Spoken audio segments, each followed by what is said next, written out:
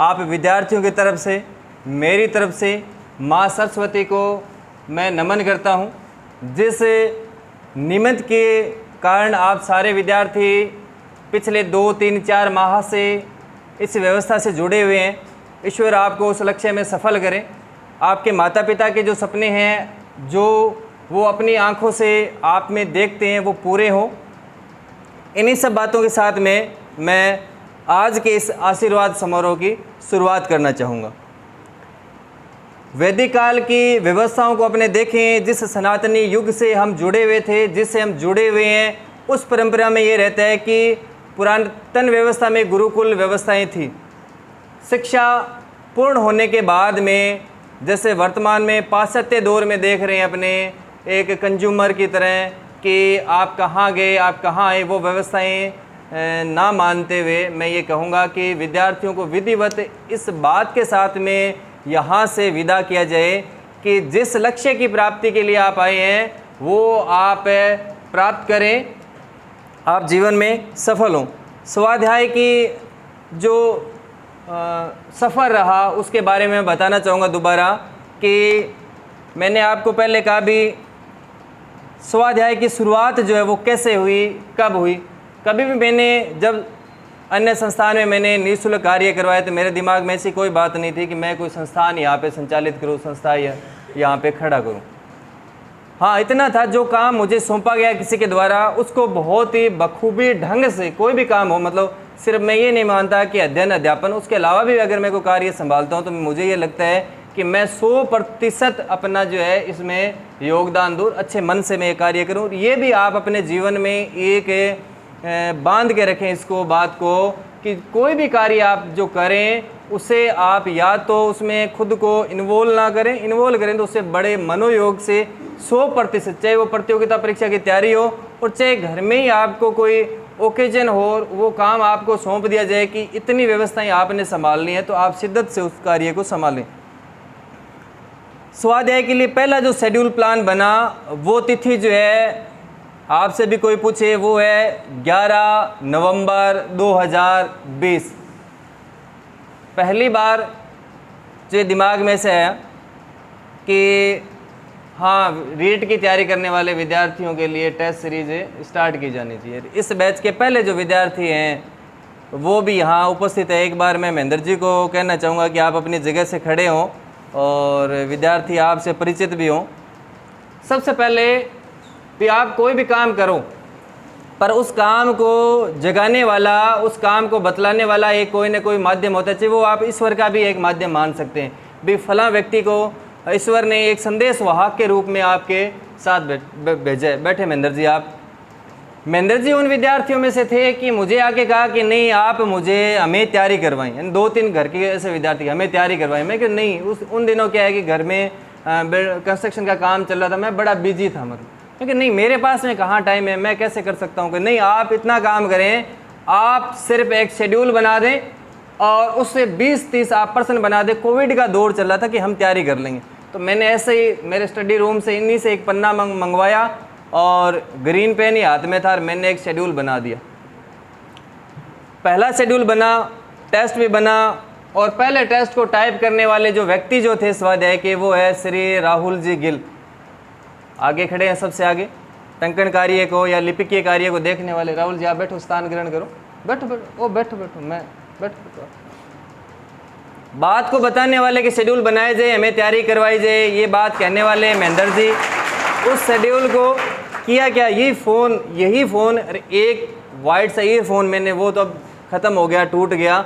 सिर्फ इसमें ऐसी लीड लगाई, किताबें सामने रखी और यूँ ईयरफोन, और उसमें बोल के मैंने पर्सन टाइप किए, राहुल जी को भेजता और राहुल जी उनको क्या पेपर का स्वरूप करके, ये एक बैच हमने पूरा का पूरा निःशुल्क कंप्लीट करवाया। पर एक बैच पूरा होने के बाद में ऐसे लगा कि विद्यार्थियों को गंभीरता से जोड़ने के लिए फिर दूसरा बैच, तीसरा, चौथा, पांचवा, पिछली जो रीड थी उसके अंदर लगभग 7 बैच कंप्लीट किए गए और पूरे राजस्थान भर से लगभग 1100 से 1200 विद्यार्थी जो है वो इस व्यवस्था से जुड़े और उसी शेड्यूल, नियमित शेड्यूल के प्रश्नों के संकलन को ही सार संग्रह वाली किताब जो है वो निखर के या बन के आई है।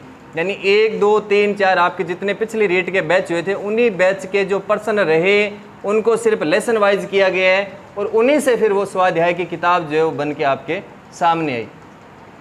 फिर अक्टूबर 7 और 2021 में ऑफलाइन यहाँ पे क्लासेस स्टार्ट कर दी गई, और आपका जो बैच है रीट का वो मेरे ख्याल से स्टार्ट किया गया जनवरी 10 2022 के अंदर जो है। स्वाध्याय में बैच लगभग वही प्रारंभ किए गए जो बैच हम संभाल सकते थे, जिन बैचेज़ के बारे में हमें पता था, जो भी विषय जो थे, साइंस के भी विद्यार्थी रहे, पर वो विद्यार्थियों के आग्रह में बैच स्टार्ट किए गए थे। मैंने पहले भी मना किया था काउंटर से भी, विज्ञान विषय के बारे में हमें ज्ञान नहीं है, खुद को नहीं है, तो ऐसे बैच हमें रन करना भी नहीं चाहेंगे। बात मैं करना चाहूँगा अब से लेकर अब तक की जो कार्य योजना है वो है कि लगभग आपको छोटे पेपर है वो 96 छोटे पेपर आपको करवा दिए गए हैं, और लगभग मेरे ध्यान में 16 जो है वो बड़े पेपर आपको करवा दिए गए। पूरे राजस्थान भर में बहुत से संस्थान हैं, स्वाध्याय से 100 गुना अच्छे हो सकते हैं, पर एक चीज़ आप में भी अच्छी हो तो आपको उससे फ़ख्र भी होना चाहिए। मैं क्यों टेस्ट सीरीज़ के मुकाबले अगर कोई आना चाहे, और वो कौन सी, SST की, तो बिल्कुल ऐसा मैं ये मानता हूँ कि जो शीर्ष के संस्थान हैं राजस्थान के, चाहे वो 10 है या 20 है, स्वाध्याय अपने आप को उन संस्थान में पाता है, अपनी टेस्ट सीरीज़ को उन संस्थान में मानता है। बताना चाहूँगा मैं आपको एग्ज़ाम से पहले दिन आप किन चीज़ों का ध्यान रखें, उस दिन आपका व्यवहार कैसा हो, आप क्या चीज़ें सोचें।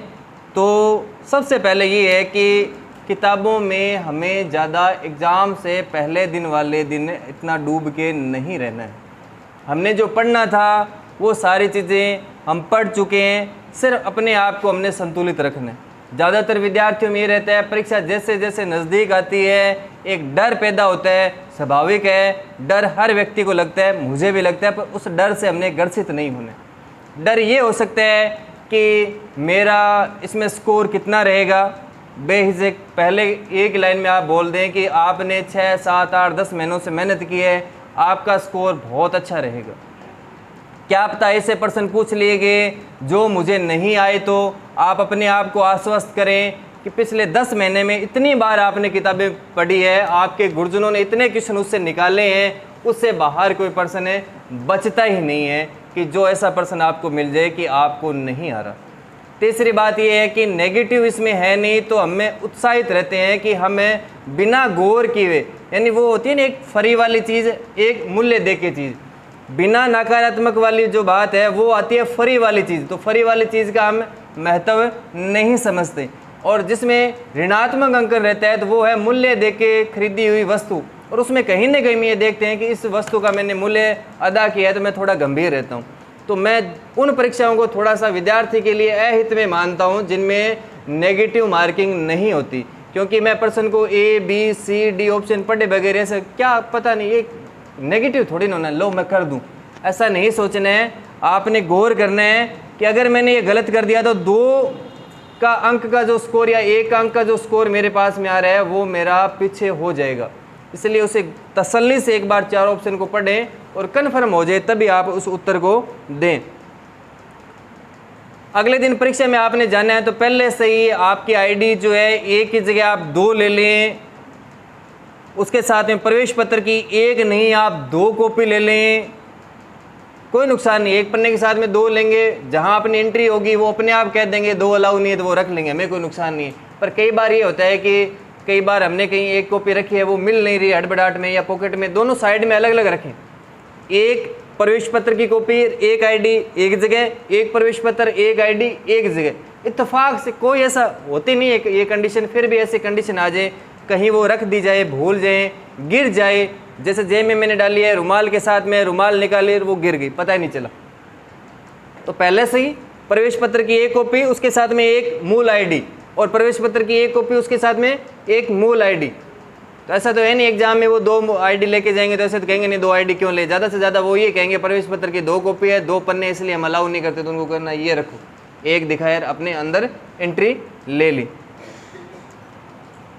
परीक्षा सेंटर के लिए जो समय निर्धारित है मैं पुनः आपसे कहना चाहूँगा, उन्होंने हमें कहा है कि परीक्षा प्रारंभ होने से 1 घंटे पहले आप पहुँचे, पर हम 2 घंटे पहले पहुँच जाएंगे, 2 घंटे पहले पहुँचे।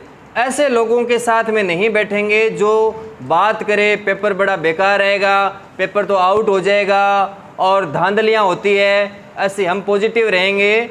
और राज्य सरकार की इतनी शानदार व्यवस्थाएं हैं कि हम ये मान के चलें भी पेपर बिल्कुल सेफ हाथों में इस बार बहुत ही ज़्यादा जो है। ठीक है, और चीज़ें क्या हो सकती है, आपने इतनी बार यहाँ पेपर दिए, मैं एक बार आपको प्रैक्टिकली बता दूँ कि आप परीक्षा सेंटर में जाएंगे तो क्या होंगे। मान लो गेट पे मेरी ड्यूटी लगाई है, पहले मैं आपको ऐसे देखूंगा कि जैसे आप अपराधी आ रहे हो, सच्ची बात है। मुझे ये लगेगा कि आप विद्यार्थी नहीं, आप क्या आ रहे हैं कि एक अपराधी आ रहे हैं। आपने मुस्कान रखनी अपने चेहरे पे। मैं कहूँगा हाथ में धागा क्यों है ये, आपके कोई बात नहीं सर अभी काट देते हैं। मतलब उनसे जितना नहीं है, ये नहीं कहना है ऐसे कैसे बोल रहे हो अकड़ के। अरे उनका तो काम है अपने चेहरे पे इतनी स्माइल रखनी है। वो एक बार हमें कुछ भी कह दें, मुँह से अपशब्द भी कह दें तो कहें सर प्लीज़ ऐसा ना बोलें।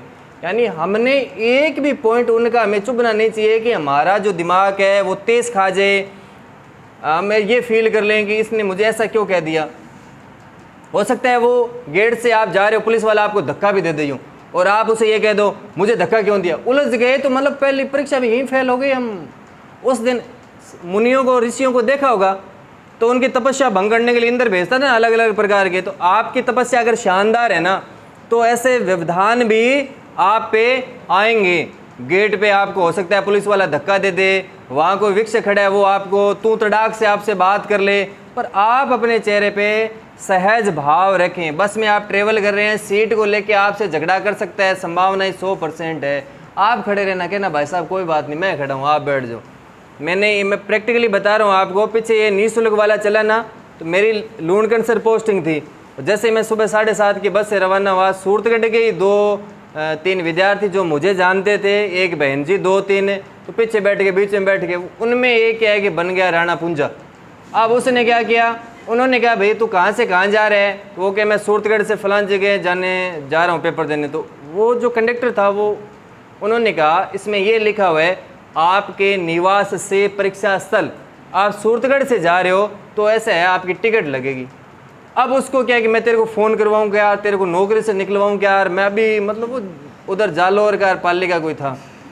अब इतना उसने 100 किलोमीटर में हुड़दंग किया, और वो पीछे बहनजियाँ बैठी थी वो भी कहे कि हाँ उसको मोटिवेट कर रहे हैं। उसने थाने ले जाके बस रोक दी।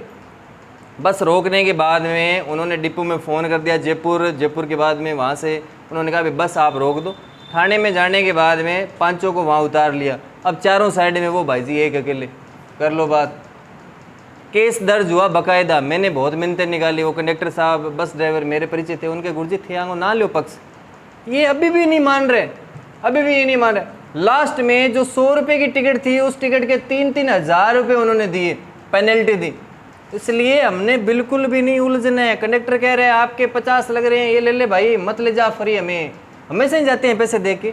कोई कह दे तो फिर क्या हो जाएगा, हम यहाँ महीने के 10,000 रुपये लगा रहे हैं जो टिकट के। मान लो एक दिन उसने ले लिए, नहीं लेने थे, मान लो उसने लेने नहीं थे, फिर भी वो जिद्दी है, अखड़ू है, लड़ने वाला है, तो अपना कुछ भी नहीं जा रहा, उसको दे दो 50-60 रुपये, आप कोई फ़र्क नहीं पड़ रहा।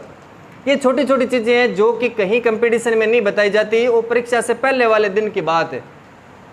परीक्षा वाली रात आपको नींद ही ना आए।